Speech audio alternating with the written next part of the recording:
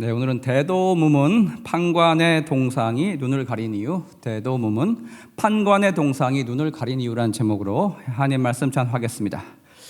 여러분 혹시 니얼 퍼거슨이라는 학자를 아십니까? 스코틀랜드 출신의 하버드 대학 교수입니다. 역사학자입니다. 그가 2006년에 쓴 제국 엠파이어라는 책의 제목이 이런 책이 발간된 적이 있었습니다. 근데 여러분, 이 책은 부제로 어떤 부제를 가지고 있느냐? 유럽 변방의 작은 섬나라 영국이 어떻게 역사상 가장 큰 제국을 만들었는가라는 부제를 지니고 있었어요. 여러분, 우리가 모두 부정할 수 없듯이 19세기 영국은 역사상 가장 위대한 제국이었습니다. 얼마나 컸냐? 전 세계 영토와 인구의 4분의 1, 25%를 통치했고 모든 대양을 지배했습니다. 아니, 우리 옆나라 일본과 같이 일개 섬나라에 불과한 유럽의 변방이라 불렸던 이 조그만 섬나라 영국이 어떻게 여러분이 전 세계를 지배할 수 있게 되었을까요? 이 책은 이 질문에 대한 답을 우리에게 주고 있다는 것입니다. 이 니얼 퍼거슨이 쓴 책의 부제와 같은 질문은 제게도 오래된 해묵은 숙제와도 같은 그런 질문이었습니다. 아니, 저 나라가 도대체 뭐길래 저렇게 위대한 나라를 이룰 수 있었는가에 대한 나름의 해답 말입니다. 이런 질문이 제 머릿속에서 늘 오랫동안 떠나지 않았던 이유는 제가 성년이 된 이후에 살아온 삶의 한 절반 정도, 즉 한 15년 내외의 시간이 영국의 영향력 아래 세워진 조직에 회사나 군대나 나라에 직접 제가 속해서 살아왔었기 때문입니다. 따라서 저의 경험은 책으로 배운 간접적인 경험이 아니고요, 저들의 문화 뼛속 깊숙이까지 직접 체험해본 그런 직접적인 경험이라 할 수 있겠습니다. 따라서 여러분, 저는 교포 정도는 아니어도 1.5세 정도의 경험치를 지니고 있다고 생각합니다. 따라서 가끔 저는 제 자신을 볼 때 온전한 한국사에 끼지도 못하고 그렇다고 완전한 영미 문화권에 끼지도 않는 중간 정도인 가치관을 지닌 저의 모습을 발견할 때가 많다는 것입니다. 우선 제가 의정부에 있는 미군 부대에서 군 생활을 통해서 미국 군대의 조직과 문화에 대해서 직접적으로 그 일원으로서 경험해 볼 기회가 있었습니다. 제가 또 7년간 근무했던 회사들은 한국으로 치면 삼성과 SK가 같이 굉장히 큰 기업들이었습니다. 미국의 아주 큰 기업들이었어요. 마지막으로 연영방 국가인 캐나다에서 4년간 유학하면서 살다가 왔습니다. 결코 영미 문화권에 대한 경험, 관찰자로서 적은 경험이 아니라고, 적은 세월이 아니라고 생각합니다. 우선 저는요, 세계 제일로 불리는 천조국, 천조의 군사 예산을 쓴다는 미군에 소속되어 있던 2년간 세월 동안 무엇을 알게 되었냐? 저들의 리더십과 부정부패 방식에 대해서 한국의 문화와 전혀 다르다는 것을 경험하게 되었습니다. 첫째로 제가 속해 있던 대대의 대대장이었던 미 중령의 모습에 관한 모습입니다. 보통 대대장의 경우에는 굉장히 지휘관에 따른 여러 가지 특혜, 의정 같은 게 있습니다. 그런데 여러분, 미군의 대대장은 다르더라고요. 일반 병사와 거의 똑같이 생활하는 모습이 참 인상적이었습니다. 우리 한국의 유교사에 녹아있는 이 한국 군대는 어떻습니까? 대대장 정도 되면, 군대 갔다 오신 분들은 다 아실 겁니다. 그 권세가 얼마나 높은지. 예를 들어 행군을 하는데 대대장님은 보통 지프에 타서 운전병이 모는 그 차에 동승해서 거닐면서 행군하는 병사들 그 독려하지 않습니까? 힘내라, 열심히 해라, 힘내자. 제가 충격적이었던 것은 대대 행군하던 날 대대장이란 분이 제일 앞에 기수 바로 다음에 똑같이 병사들과 서서 똑같이 완전 군장을 하고 헬멧을 쓰고 권총을 허리에 차고 제일 앞에, 모든 대대원들의 제일 앞에 서서 처음부터 그 과정을 끝까지 함께 하더라는 것입니다. 또 여러분, 식당에 가면 대대장 역시 식판을 들고 병사들과 길게 줄을 서 있어요. 그러면은 지나가는 병사들과 담소를 나누고 인사를 합니다. 늘 그렇게 줄을 서 있던 모습이 참 인상적이었습니다. 연이어 3달에 한 번씩 꼭 통과해야 되는 체력 테스트가 있어요. 정확히 기억나진 않지만 팔굽혀펴기를 한 2분 동안 60개 이상, 윗몸 일으키기를 2분 동안 한 50개 이상, 마지막으로 여러분 3200m 달리기를 한 16분 안에 들어와야 되는 거였어요. 이게 여러분 3.2km 오래 달리기도 참 힘든데 바로 뛰기 전에 팔굽혀펴기, 윗몸 일으키기 하고 난 그 체력을 다 소진한 이후에 뛰어야 됐기 때문에 체력적인 부담이 단순한 그냥 3.2km 오래 달리기가 아니었다는 거예요. 한 30분 동안 진행되는 이 체력 테스트, 여러분, 젊은 20대도 정말 피하고 싶고 체력적으로 부담이 되는 그런 자리였습니다. 근데 여러분, 대대에서 가장 나이가 많고 체력적으로 가장 불리해 보이는 이 40대 중반의 대대장이 어김없이 3개월에 한 번씩 체육복을 똑같이 입고 나와서 병사들과 동일한 조건 하에서 체력 테스트를 받는 것이었습니다. 아니, 이렇게 힘든 과정은 우리 최고의 지휘관인데 좀 면제해 줄 수 있을 법도 한데 저들은 결코 거기에 예외를 두지 않더라고요. 여러분, 대대장 방문은 언제나 여론화됐어요. 참 희한합니다. 보통 높은 직책을 지니신 분들의 방문은 어떻습니까? 언제나 굳게 닫혀있고 쉽게 그곳에 들어갈 수가 없다는 것입니다. 가족이나 최측근 외에는 그 문을 감히 열고 들어가기가 힘들지 않습니까? 비서들과 미리 선약을 잡아야 만나주는 그런 구조가 아닙니까? 그런데 여러분, 오픈도어 팔롯이라는 제도가 있는데 그 무엇이냐? 대대장이요, 책상에 이렇게 있으면 문을 열어놓고 근무를 해야 돼요. 왜냐? 여기 문 앞에 얼쩡얼쩡거리는 병사들이 가끔 나타나요. 그러면 무조건 들어오라고 해야 돼요. 왜? 무엇 때문에 내 집무실 앞에서 왔다 갔다 하고 있니? 뭔가 해야 될 말들이 있다는 거예요. 일종의 여러분, 신문고제도예요. 신문고제도. 정해진 규칙이 있는데 자기의 상사나 어떤 사람들이 불합리한 행동을 하는데 그 상사에게 따질 수 없는 경우에 직접 대대장이 찾아와서 나의 상사가 이러이러한 위법행위를 했습니다 라고 고발할 수 있는 그런 제도라는 것입니다. 여러분, 그때 고발자의 신분은요, 한국과는 사뭇 달라요. 철저하게 보호되고 고발 내용의 진위를 바로 조사한 다음에 그게 사실로 확인될 경우에는요, 강등, 감봉, 처벌이 곧바로 이루어지는 것을 보게 되었습니다. 그래서 여러분, 저들이 정한 군법은 군의 규율은 누군가에 의해서, 무법자에 의해서 무시되거나 무너지는 것을 한 번도 본 적이 없다는 것입니다. 그때 저는 저들이 장비만 선진국이 아니고 제도가 정말 앞서 있구나라는 생각이 들었습니다. 정해진 법칙과 규율이 힘 있는 누군가에 의해서 좌지우지되지 못하게 썩어 빠져서 유명무실하지 않게 철저하게 감독되고 보호되고 또 평등하게 실질적으로 적용될 수 있게 하는 안전장치가 저들에게는 있었다는 것입니다. 여러분, 제 임무가 하루는 방사선 표시가 이렇게 되어 있는 군사시설 앞에 그거를 지키는 위병소에 서 있었습니다. 당시 여러분, 전술핵이 한 번 더 배치되어 있을 때였어요. 그게 바로 우리 기지에 있다는 소문이 있었어요. 20년 전의 일이니까 이제 이게 되겠죠. 그게 만약에 맞다면 아마 제가 서 있던 그 위병소 안에 그 지하에 있던 그 시설에 있었을 것 같아요. 어느 날 여러분, 별 2개짜리가 미 장성 별 2개짜리가 오후에 방문한다는 그런 연락이 왔습니다. 이렇게 중요한 분이 오게 되면은 저들도 비슷해요. 도착하기 한 10분 전에 초소로 전화가 옵니다. 10분 뒤에 도착할 예정이니 잘 해라라고 합니다. 시간이 돼서 그 지프 앞에 별 2개 달린 차량이 접근해 와요. 네, 그분이 맞습니다. 근데 여러분, 여기서 만일 제가 아까 연락받은 그 차량이니까 그냥 통과시켜 준다면 저는 영창 가요. 차를 세워야 되고 처음 보는 사람인 것처럼 대하면서 아이디 달라고 하고 얼굴이랑 몇 번 체크하고 그 다음에 혹시 화기류 지닌 거 있냐라고 물어보고 없습니다. 그러면은 수고하십시오 이러면서 격려하고 그 다음에 문을 열어드려야 돼요. 아무리 높은 사람이 온다고 해도 여러분, 이 절차를 생략하게 되면 제가 철컹철컹 영창에 갇히게 된다는 것입니다. 미국 대통령 바이든이 오더라도 반드시 꼭 해야 된다는 거예요. 정해진 절차가 있으면 반드시 하는 것, 그거를 정상으로 여긴다는 것입니다. 군생활하는 동안 2명의 병사가 훈련 나갔다 사망한 사건을 전 경험했습니다. 장례식을 2번이나 경험했어요. 왜냐? 이유인즉 여름에 훈련을 나갔는데 폭우가 쏟아졌습니다. 홍수가 났어요. 그래서 물이 막 불어가지고 떠내려가기 시작하는데 얘네가 참 희한한 게 있어요. 날씨가 나빠지고 이렇게 홍수가 나기 시작하면은 훈련을 철수해야 되는데 그렇지 않는다는 거예요. 평소에는 별로 군기도 없어 보이는 얘네들이 참 특이한 게 있어요. 훈련 나갔다가 날씨가 나빠져도 결코 훈련을 접고 돌아오지 않는데요. 왜 그렇게 하냐? 이런 질문을 반대로 합니다. 날씨가 나쁘면 전쟁 안 할 거냐요. 날씨가 고약하면 전쟁 안 하네요.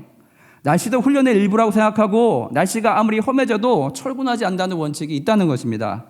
월남전에 참전했던 우리 박신찬 장로님께서 그러시더라고요. 미군 애들, 양키 애들 월남에서 져서 철수했다고 우습게 보는데 결코 그렇게 보면 안 된다고 말씀하십니다. 왜냐?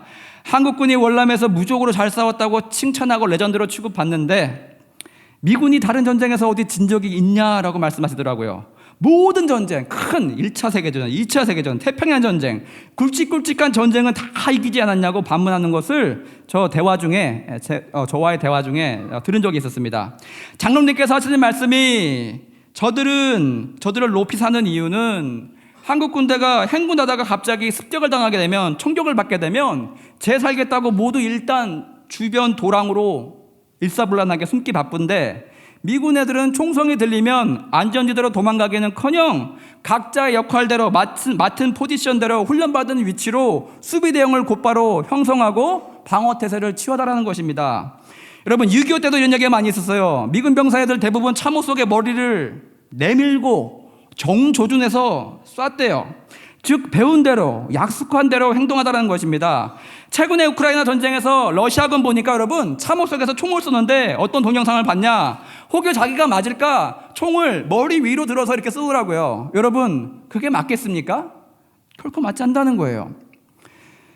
마지막으로 제가 경험한 것이 미군 군용차량 험비라는 버스만한 넓이의 그런 군용차량 지프가 있습니다. 모두 예약제로 탈 수가 있습니다.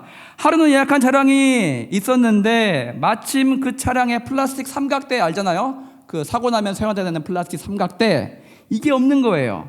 이럴 경우 여러분, 규정상 미비한 차량이기 때문에 운행이 불가해요. 예약한 차량에 만약 이런 문제가 생겼음을 알게 되었을 때 여러분, 그 병사는 이런 부탁을 합니다. 차를 내주는 그 병사에게 그냥 나가게 해줘. 사고 날 확률 너도 알잖아. 얼마 안 되잖아. 이게 뭐 플라스틱 쪼가리가 뭐라고. 제발 좀 그냥 나가게 해줘. 근데 여러분, 백인 병사가 단호히 안 된다라고, 규정 위반이라고 줄기차게 그렇게 불가하다 말합니다. 그런데 옆에 있던, 평소에 친하게 지냈던 멕시코계 미군 하사가 자기를 따라오래요. 따라오면서 옆에 있던 삼각대, 안 나가는 차량의 삼각대를 툭 짚더니 여기다 휙 던져요. 던지더니 윙크를 한번 딱 하면서 이제 나가, 이러는 거예요. 원래 아까 안 된다고 학을 떼던 백인 병사가 경악을 하는데 선임인 하사가 자기보다 높은 사람이 그렇게 하니까 할 수 없이 그냥 한 발 뒤로 물러서면서 맘대로 하라고 하더라고요. 근데 여러분 그거 아십니까? 제가 경험한 백인 애들은 우리 동양계만 무시해서 차갑게 구는 게 아니에요. 제가 경험해보니까 백인 애들은 지네끼도 차가워요. 언제요? 상대가 룰에 어긋나는 행위를 부탁했을 때 정말 차갑게 원래 알지도 못한 사람인 것처럼 그렇게 대한다는 것입니다. 왜? 개인적으로 친한 것은 친한 거고 공적인 것은 공적이기에 그 두 개를 인정에 이끌려서 결코 섞지 않는다는 것입니다. 그날 차량은 그 멕시코계 하사의 유두리 기지에 의해서 나갔죠. 하지만 며칠 후에 저는 그가 감봉당하고 볼로 잔디를 깎고 있었던 그 병사의 모습을 마주하게 되었습니다. 그 백인 병사가 위에다가 규정 위반이라고 보고했던 것 같습니다. 그렇게 저들은요, 정해놓은 모든 규칙이 예외 없이 적용될 수 있게 한다는 것입니다. 그 규칙이 힘이 있는 자에게는 아무런 규제도 되지 않고 힘이 없는 약자들만 지켜야 하는 불공정한 굴레로 결코 작용하지 않는다는 것입니다. 규칙은 정해졌으면 모든 이에게 동일하게 적용되도록 그렇게 세팅을 해놨다는 것입니다. 아무리 높은 사람이 와서 차를 달라고 해도 이와 같은 이유로 삼각대 그 조그만 게 없으면 차량은 나갈 수 없다라고 얘기를 해야 된다는 것입니다. 여러분, 이런 영미의 문화는 거슬러 올라가면요, 1215년에 영국에서 발표된 영국 대헌장 마그나 카르타에 기초를 하고 있어요. 여러분, 이 문서가 무엇입니까? 간단히 얘기해서 동서양을 막론하고 고대의 왕들은 자기 마음대로 할 권리가 있었습니다. 심하게 얘기하면 그냥 기분 나쁘면 지나간 사람 잡아가지고 쟤 죽여. 그러면 죽일 수 있는 권한이 있었다는 거예요. 근데 여러분, 인류 역사상 최초로 영국에서 우리 고려시대 그 옛날에 왕 또한 헌법 아래에 놓여 있으며 법을 준수해야 한다는 그런 문서로 묶어놓은 것입니다. 이걸 우리는 뭐라고 부릅니까, 여러분? 입헌군주제라고 불러요. 입헌군주제. 왕 또한 정해진 법의 테두리 안에 묶여 다스리고 통치한다는 것입니다. 이를 통해서 여러분, 국왕의 권력은요, 제한을 받고 법의 통치를 받으면서 자유와 권리를 보호하는 등 인간의 기본권을 보호하는 그런 내용을 담고 있다는 것입니다. 이 문서는요, 향후 영국뿐만 아니라 여러 나라의 법 체계를 발전시키는 데 큰 공헌을 하게 됩니다. 여러분, 이제 더 거슬러 올라가 봅시다. 어떻게 영국에서 이런 제도가 먼저 나올 수 있었을까? 저는 여기에 대해서 의문점을 갖게 됐어요. 저는 우연히 저들이 중세 대학 교육으로부터 이런 사상이 꽃피울 수 있었던 이유에 대해서 알게 되었습니다. 영국에는 우리 스카이에 해당하는 유명한 두 대학이 있습니다. 특이하게 두 대학은 모두 서울, 우리로 치면 서울인 런던에 있지 않습니다. 한국으로 치면 옥스퍼드라는 대학은요 파주 문산 정도에 위치해 있고요. 캠브리지라는 대학은 저 포천에 위치해 있습니다. 차로 대략 1시간 거리 되는 그런 위치에 있다는 것입니다. 여러분, 조선 왕조의 관리들이 생각해 보십시오. 모두 유학을 공부하고 과거를 통해서 정계에 진출하지 않았습니까?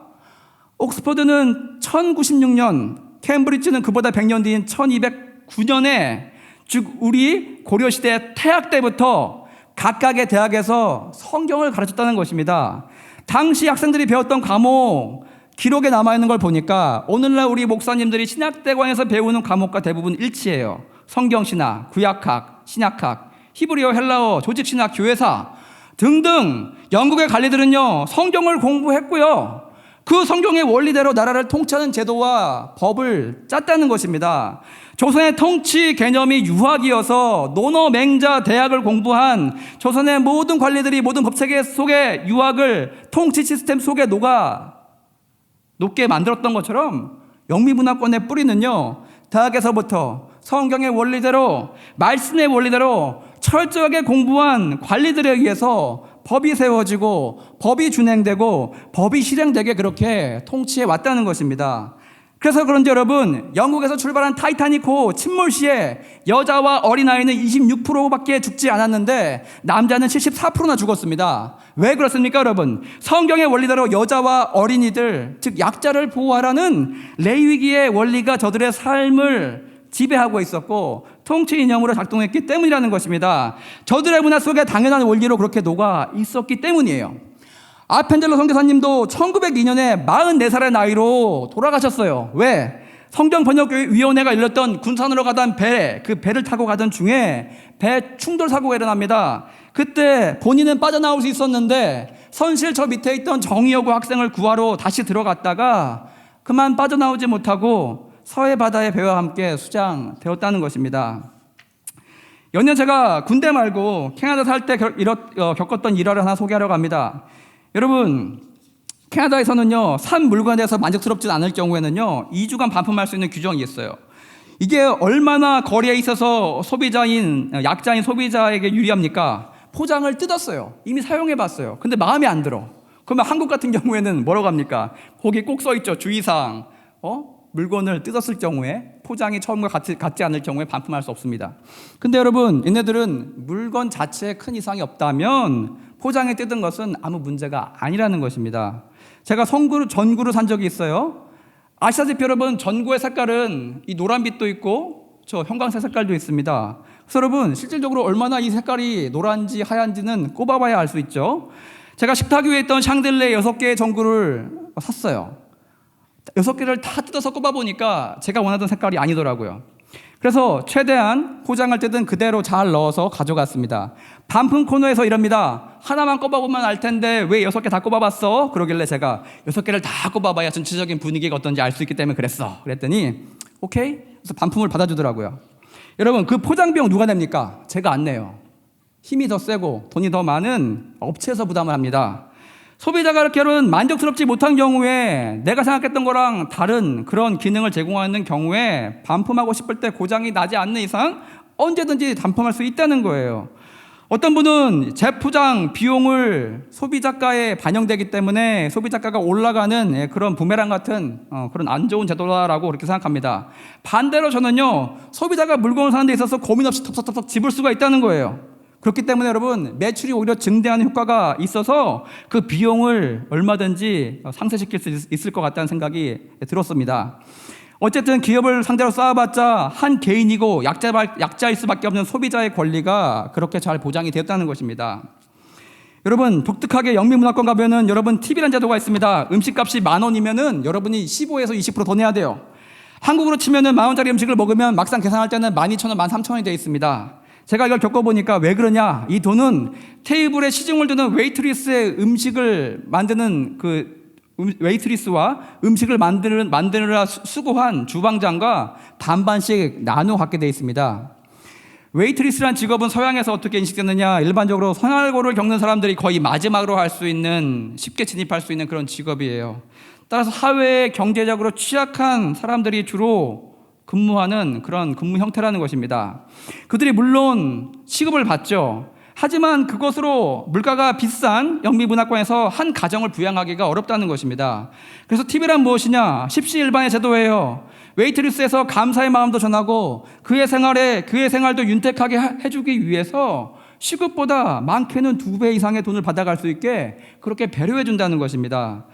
영미문화권에서 이와 같이 여러분 금전적으로 시중 드는 사람들을 그렇게 배려해 줄 뿐만 아니라 그 누구도 함부로 대하지 않습니다. 웨이트리스가 말을 걸어오면 다 알아요. 왜 말 걸어오지 다 알아요. 나에게 팁 더 받으려고 말 걸어오는 거예요. 그렇다고 냉정하게 받지 않고 따뜻하게 인사를 나누고 인격적으로 대우해 줍니다. 어떻게요? 자기의 돈을 그 웨이트리스의 친절에 대한 대가로 지불하면서까지 그렇게 여러분 경제적 약자에게 긍휼을 베풀고 저들을 보호해 준다는 것입니다. 밭을 가는 소를 위해서 그 입에 망을 씌우지 말라라는 성경의 말씀이 저희 사회 속에서 실질적으로 그렇게 실행되고 있다는 것입니다. 반대로 여러분 동양문화권에서 어떻습니까? 제가 중국 상해를 간 적이 있었어요. 회사 출장차 간 적이 있었는데 매일 일하던 친절한 중국인 동료와 한 레스토랑에 가서 식사를 한 적이 있었어요. 그때 저는 참 이상한 장면을 목격하게 되었어요. 그녀는 평소 너무나 친절하고 부드러웠던 사람이었어요. 근데 이 중국인 동료가 웨이터에게 주문을 하는데 저는 깜짝 놀랐어요.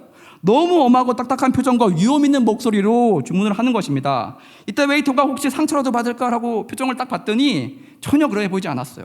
당연히 그렇게 대하는 게 맞지, 이런 얼굴이었습니다. 여러분, 우리의 인격은 언제 드러납니까? 우리가 강자 앞에서 친절할 때 그 인격이 아니라는 거예요. 약자를, 우리보다 힘이 약한 사람들을 우리가 어떻게 다루는지를 보면 그 사람의 인격이 드러나기 마련입니다. 성경에 기반한 영미문화권에서는요, 손님이 돈을 지불하면서까지 웨이트리스의 친절에 반갑게 화답해 줍니다. 반대로 유교문화권에 있는 동양에서는요, 웨이트리스를 어떻게 집합니까? 현대판 종처럼 대할 때가 너무나 많다는 것입니다. 저도 그래서 여러분 우리 교회분들과 식사를 갔을 때 종업원들을 어떻게 대하는지 저는 유심히 관찰합니다. 왜냐하면 그 사람의 인격이 실질적으로 드러나는 그런 순간이기 때문입니다. 오늘 아모스 5장 24절 보시면 유명한 구절입니다. 오직 정의를 불같이 공의를 마르지 않는 강같이 흐르게 할지어다. 이 말씀이 여러분 영미문화권에서는요, 저들의 사회문화 속에 깊이 뿌리를 내리게 될 정도로 입법과 행정 관료들에게 사랑을 받은 문구라는 것입니다. 그렇게 저들은요, 자신들의 문화 안에 하나님의 말씀의 법을 녹아내렸고 그것이 그 누구에게도 공정하게 정의롭게 적용될 수 있게 힘써 왔다는 것입니다. 이 절에 의하면 백성들의 잘못된 예배는요, 정의와 공의의 결여라고 볼 수 있었어요. 정의와 공의는 하나님의 심판을 가리키기도 하지만 선지자 아모스는요, 우리 인간 사회에 구현돼야 할 원리로 보았다는 것입니다. 즉 사회 질서 관계에 있는 것으로 율법에 대한 개인적인 그 관심이 사회 속에 실질적으로 구현되어서 정직하고 공정하게 우리 이웃을 대해야 한다는 것입니다. 그래야 비로소 여러분 우리가 드리는 그 예배가 하나님이 받으시기에 합당한 것으로 인정될 수 있다는 것입니다. 여기서 흘릴지어다에 해당하는 히브리어 이갈은 굴리다, 롤 이란 뜻입니다. 굽이치는 강물처럼 여러분 그냥 흘러가는 게 아니고 정말 최근에 비가 많이 왔죠. 격렬하게 폭포수처럼 막 흐르는 그런 명령형의 단어예요. 또한 한국 성경에는 번역되지 않았지만 히브리 원문에는요, 이 단어가 있었어요. 끊임없이라는 형용사가 있었습니다. 그래서 그 강도를 더 강하게 해줍니다. 즉 끊임없이 어떠한 경우에라도 예외 없이 모든 것에 공의와 정의가 힘차게 굽이치면서 흘러갈 수 있게 하라라는 명령형의 단어라는 것입니다. 문장이라는 것입니다. 이렇듯 여러분 공의와 정의가 적극적이고 계속적으로 흘러야만 하나님께 드리는 우리 모든 예배가 의미가 있고 가치 있게 됨을 보여주는 말씀입니다. 크리스찬 CEO, 하장님이 있다고 여러분 크리스찬 기업이 되는 게 아니라는 거예요. 창업 예배를 드렸다고 크리스찬 기업이 그냥 되는 게 아니라는 것입니다. 말씀의 원리대로 다스려져야 진정한 크리스찬 기업이 될 수 있다는 것입니다. 서양 문화권에 보면 사법부를 대표하는 동상이 있어요. 그 동상을 보면 참 특이해요. 그 여인의 눈이 가려져 있어요.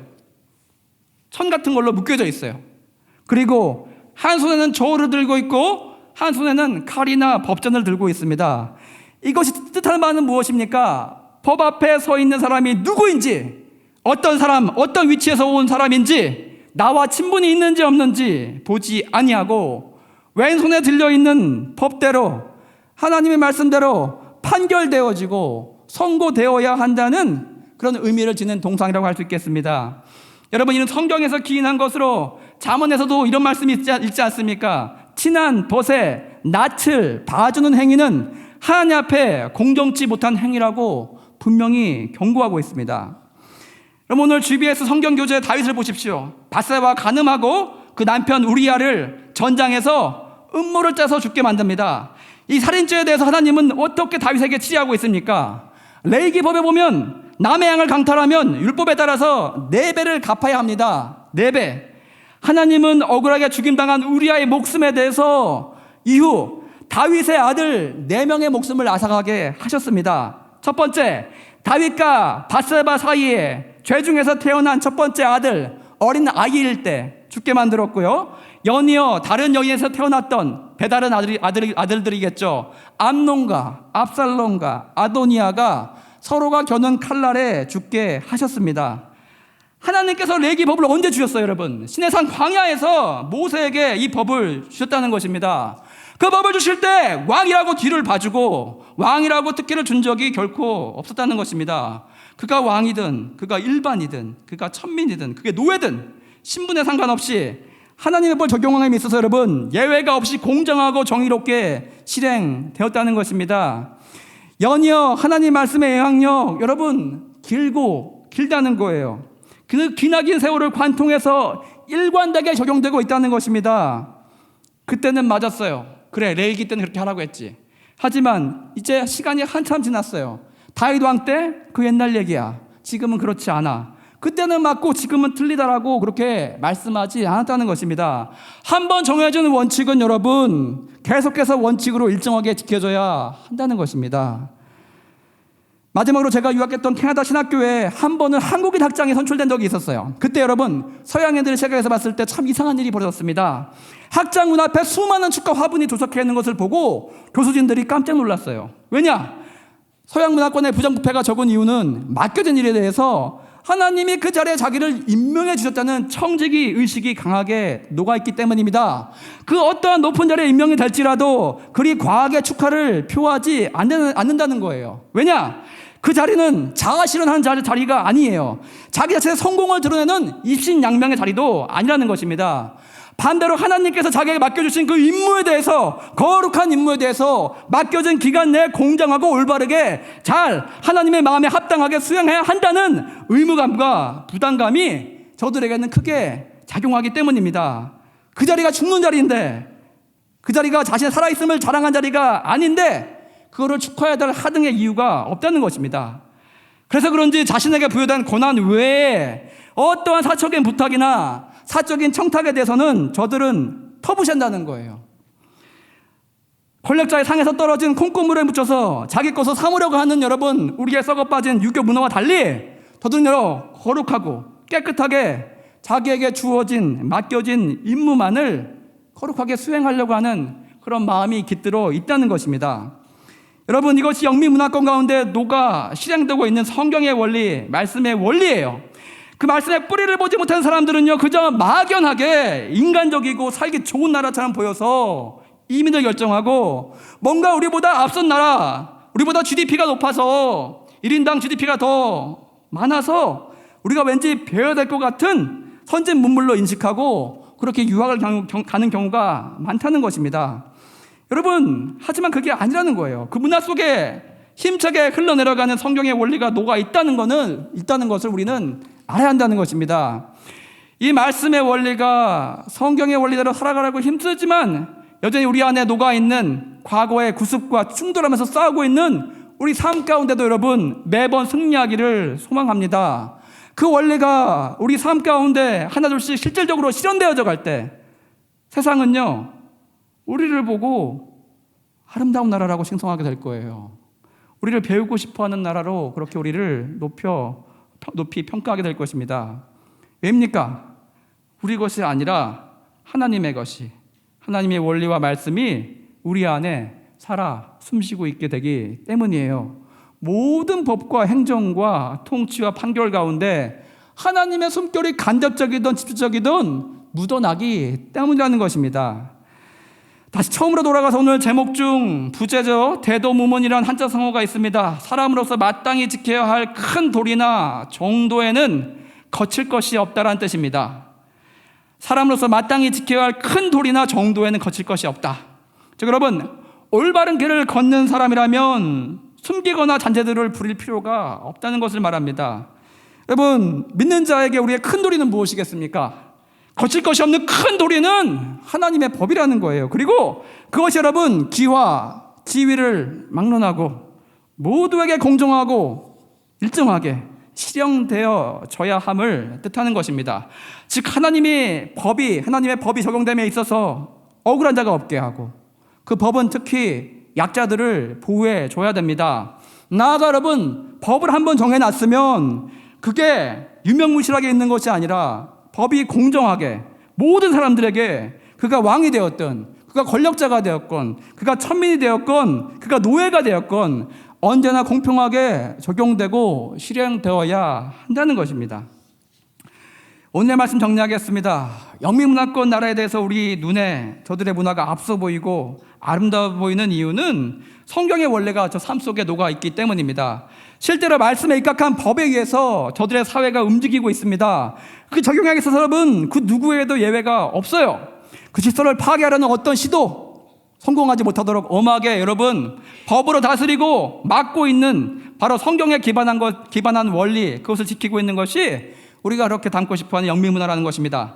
이와 같이 여러분, 반석 같은 하나님 말씀에 기반하여서 세워진 법체이기 때문에 모르는 삶에 눈에 봐도 아름답고 배우고 싶어진다는 것입니다. 우리가 부지 중에 영미문화권의 모든 선진문화를 배우려 할 때 이렇듯 우리는요, 겉이 아닌 뿌리까지 배워야 한다는 것입니다. 이 하나님 말씀에 기반한 문화가 우리 교회와 우리 사회와 우리나라 가운데 온전하게 역사하며 살아 숨쉬게 되길 소망합니다. 또 여러분, 그 원리들을 우리가 배워서, 우리가 말씀을 배우는 이유가 뭐예요? 그 원리들을 배워서 사회 곳곳에 실행되어지게 뿌리 내리게 하는데 아름답게 쓰임받는 저와 여러분의 인생 되어지길 소망합니다. 다 같이 주님 말씀하시면 찬양하시고 기도하며 나가겠습니다.